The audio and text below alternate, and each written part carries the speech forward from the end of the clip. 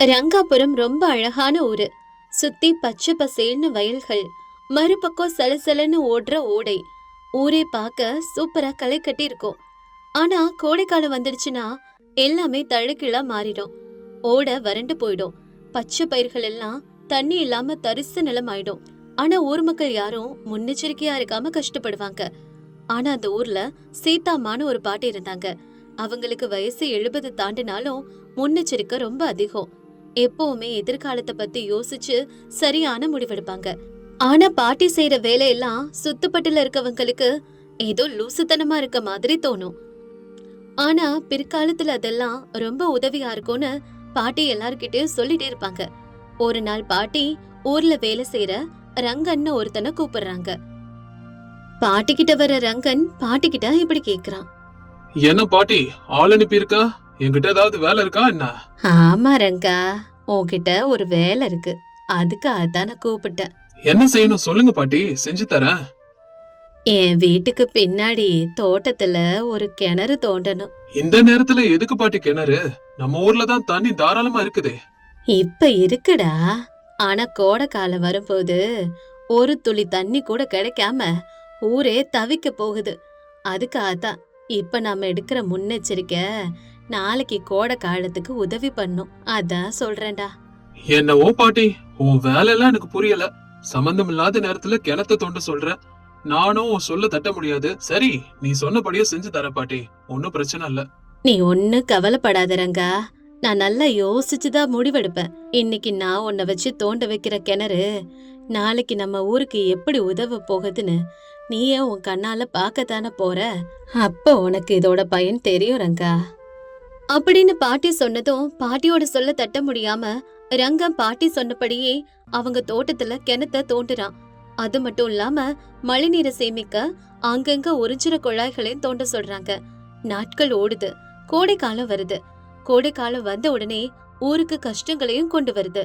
இந்த வருஷம் வெயில் ரொம்ப அதிகம். வெயில் தாங்க முடியாம சூடு ஏறிக்கிட்டே போகுது.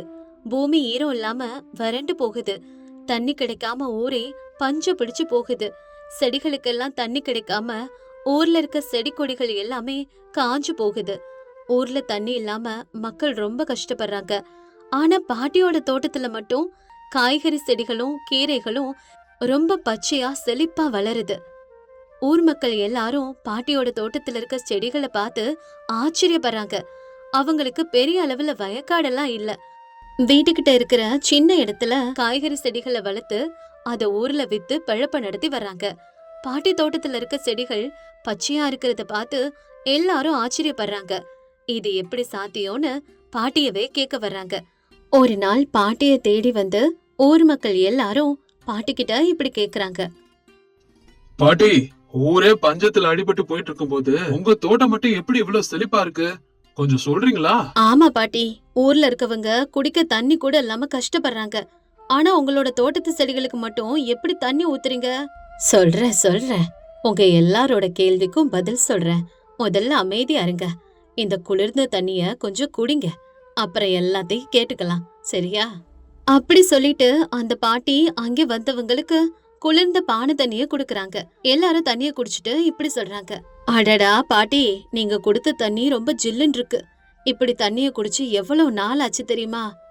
அதுக்குதான் வர்றதுக்கு முன்னாடியே காத்துக்கணும்னு சொல்லுவாங்க, சரியா? பாட்டி, நீ என்ன சொல்ல வரேன்னு எங்களுக்கு புரியல பாட்டி. ரங்கா, உனக்கு கூடவா நான் என்ன சொல்றேன்னு புரியல?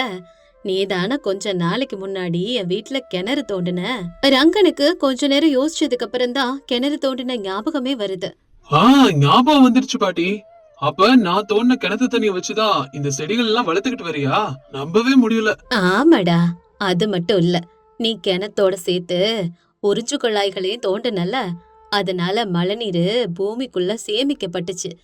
அதனால இந்த பகுதியெல்லாம் ஈரமா இருக்கும்.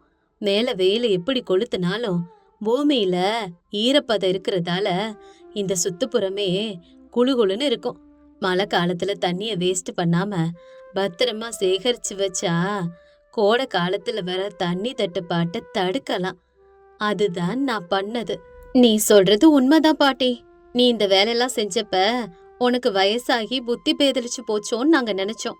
ஆனா உன்கிட்ட இவ்வளவு முன்னெச்சரிக்கை இருக்கும்னு நாங்க யோசிக்கவே இல்ல. நாங்க கவனிக்காததால தான் இன்னைக்கு தண்ணி இல்லாம இவ்ளோ கஷ்டப்படுறோம். பாட்டி தன்னோட அனுபவத்தால வரப்போற பிரச்சனைய முன்கூட்டியே பார்த்து சரியான ஒரு முன்முயற்சி எடுத்திருக்காங்க. நமக்கும் நல்ல வார்த்தையை சொல்ல பார்த்திருக்காங்க. ஆனா நாம தான் அவங்க சொல்றது கேட்காம இன்னைக்கு தண்ணி இல்லாம மாட்டிக்கிட்டோம். அப்பவே யோசிக்காம இப்ப நம்ம எல்லாம் கஷ்டப்படுறோம். நாங்க தப்பு பண்ணிட்டோம் பாட்டி. இனிமே நீ சொல்றபடியே கேட்டுக்கிறோம். உன்னோட அனுபவத்தை வச்சு நம்ம ஊருக்கு ஏதாவது நல்ல யோசனை சொல்லு பாட்டி. இதுக்கப்புறமாவது இது மாதிரியான கஷ்டத்துல இருந்து தப்பிக்க எங்கனால முடிச்சதை செய்யறோம். இப்படியே விட்டா நம்ம அடுத்த தலைமுறைக்கும் தண்ணி கிடைக்காம போயிடும். நான் இத பத்தி எப்போ ஊர் மக்கள் கிட்ட சொல்லிக்கிட்டே தான் இருந்தேன். ஆனா என் பேச்சு யாருதான் கேட்டாங்க? அப்புறம் கண் கெட்ட பிறகு புத்தி வந்ததுன்னா என்ன அர்த்தம்? இந்த வருஷம் எப்படியோ வீணடிச்சிட்டீங்க.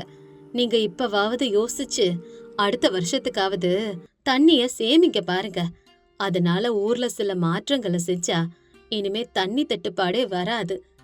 இப்பவும் நீங்க உஷாரா இருக்கலைனா அடுத்த வருஷமும் நீங்க இதே மாதிரிதான் கஷ்டப்படணும். இல்ல பாட்டி, இதுக்கப்புறம் ஊர்ல என்ன மாற்றம் செஞ்சாலும் உன்னோட ஐடியாவை கேட்டுதான் செய்வோம். என்ன செய்யணும்னு ஒரு திட்டத்தை சொல்லுங்க. நீங்க சொன்னபடியே ஊரை நாங்க மாத்துறோம் பாட்டி. அதுக்கு திட்டம் எல்லாம் நான் எப்பவோ தயார் பண்ணி வச்சிருக்கேன்.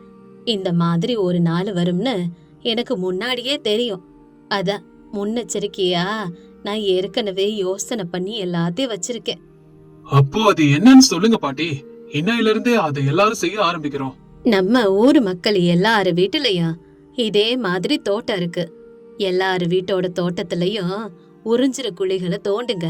அதனால மழை நீரை சேகரிச்சு பூமி ஈரமாவே இருக்கும். வெயிலு எவ்வளவுக்கு எவ்வளவு அடிச்சாலும் நம்ம சுத்துப்பட்டு குளுகுளுன்னு இருக்கும். செடிகளும் நல்லா வளரும்.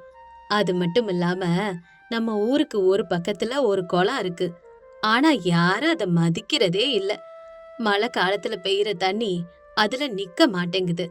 அதனால ஊர் மக்கள் எல்லாரும் சேர்ந்து அந்த குளத்தை தூர்வாருனா தண்ணி அதுல நிறைய நிக்கும். அது போல ஊருக்கு மறுபக்கம் இன்னும் ஒரு புது குளம் வெட்டுனா தண்ணி நம்ம ஊருக்கு தாராளமா இருக்கும். அதனால கோடை காலத்துல கூட நம்ம ஊர்ல விவசாயம் பண்ணலாம். அதுக்கு தேவையான தண்ணிய குளத்திலே சேமித்து வச்சுக்கலாம். இதையெல்லாம் பண்ணுனா அடுத்த வருஷம் நம்ம மண்ணை பாதுகாக்கலாம். பாட்டி, உங்க அனுபவத்துல இருந்து ரொம்ப அருமையா சொன்ன பாட்டி. நீ சொன்ன வேலையெல்லாம் இன்னைக்கே நாங்க ஸ்டார்ட் பண்றோம். நாம அடுத்த தலைமுறைக்கு தண்ணி இல்லாம பண்ணிடக்கூடாது. அதனால ஊர் மக்களுக்கிட்ட இந்த விஷயத்த சொல்றேன். ஆமாப்பா, இந்த ஒரு தடவை நான் சொல்றத எல்லாரும் கேளுங்க. நம்ம கிட்ட இருக்க குளத்தை தூர்வாரினாவே ரொம்ப மழை தண்ணி அதுல தேங்கும். நமக்கு தேவையானப்ப அந்த குளத்தினால நம்ம தண்ணி இல்லாம வாட மாட்டோம். அந்த குளத்துல இருக்க தண்ணிய நம்ம எல்லாரும் உபயோகப்படுத்திக்கலாம். அது மாதிரி புது குளம் தோண்டினாலும் நம்ம ஊருக்கு நல்லதுதான். பாட்டி, ரொம்ப அருமையா எங்களுக்கு புரியுற மாதிரி சொல்லிட்ட பாட்டி. நீ சொன்னதெல்லாம் நாங்க கண்டிப்பா செஞ்சு நம்ம ஊர்ல இருக்க தண்ணி பிரச்சனைய உடனே தீத்துருவோம் பாட்டி. அடுத்த வருஷம் நம்மளுக்கு இந்த மாதிரி கஷ்டம் இருக்காது பாட்டி. நாங்க இப்பவே போய் ஊர்ல சொல்றோம். ஆமாப்பா, ஊர் மக்கள் எல்லாரும் ஒற்றுமையா இருந்து பண்ணுங்க இதெல்லாம். பாட்டி, உன்னால இன்னைக்கு ஒரு நல்ல விஷயத்த கத்துக்கிட்டோம். கண்டிப்பா நீ சொன்ன எல்லா வேலையும் செஞ்சு தண்ணீரை காப்போம். ரொம்ப ரொம்ப நன்றி பாட்டி அப்படின்னு சொல்லிட்டு எல்லாரும் பாட்டி வீட்டுல இருந்து கிளம்பி போயிடுறாங்க. பாட்டியும் வீட்டுக்குள்ள போயிடுறாங்க. அன்னைக்கு சாயங்காலமே ஊர்ல தண்டோரா போடுறாங்க. நம்ம ஊரு குளங்களை சரி பண்றதுக்கு ஒவ்வொரு வீட்டுல இருந்தும் எல்லாரும் வந்து வேலை செய்யணும்னு சொல்றாங்க. அடுத்த நாள் காலையில ஊர்ல இருந்து நிறைய பேரு குளத்தை தூர்வார தானாவே வர்றாங்க. எல்லாரும் சேர்ந்து கஷ்டப்பட்டு குளத்தை தூர்வாடுறாங்க. அதே போல ஊருக்கு இன்னொரு பக்கம் புதுசான குளத்தையும் ரெடி பண்றாங்க. இதெல்லாம் பாத்துக்கிட்டே கோட்டையன்னு ஒருத்தன் இத கிண்டல் பண்ணிக்கிட்டு இருக்கான். அந்த கோட்டையன் இப்படி பேசுறான். ஏப்பா, அந்த பாட்டி தான் ஏதோ லூசுத்தனமா சொல்லுச்சுன்னா அத நீங்க எல்லாரும் கேட்டு ஊர் மக்களை கஷ்டப்படுத்துறீங்க. குளத்தை வெட்டுனா மட்டும் தண்ணி குளத்துல நிரம்பிடுமா என்ன? பாட்டி ஒன்னும் சும்மா பொழுதுபோக்காக சொன்ன விஷயம் கிடையாது. அவளோட அனுபவத்துல இருந்து நம்ம ஊரு நல்லா இருக்கணும்னு சொன்னான். நீ சும்மா பாத்துக்கிட்டே இரு நம்ம ஊர்ல எவ்வளவு மாற்றம் வருதுன்னு. உன்னால முடிஞ்சா எங்க கூட வந்து வேலை செய்ய, இல்லைன்னா பேசாம இரு. மத்தபடி வேலை செய்யறவங்களே இந்த மாதிரி பேசி கெடுத்து விடாத. நான் ஒன்னும் உங்களை மாதிரி வேலை வெட்டி இல்லாம இருக்கிறவன் கிடையாது. உங்க பேச்செல்லாம் நான் நம்பவே மாட்டேன். என்ன மட்டும்தான் நான் நம்புவேன். யாரு பேச்சுக்கும் வர மாட்டேன். அப்படி சொல்லிட்டு கோட்டையன் அங்கிருந்து போயிடுறான். நாட்கள் ஓடுது. பாட்டி சொன்னபடியே கொஞ்ச நாளுக்கு அப்புறம் மறுபடியும் மழை பெய்ய தொடங்குது. முன்கூட்டியே யோசனை பண்ணியிருந்த மாதிரி குளங்கள்ல எல்லாம் தண்ணி நிரம்பி வழியுது.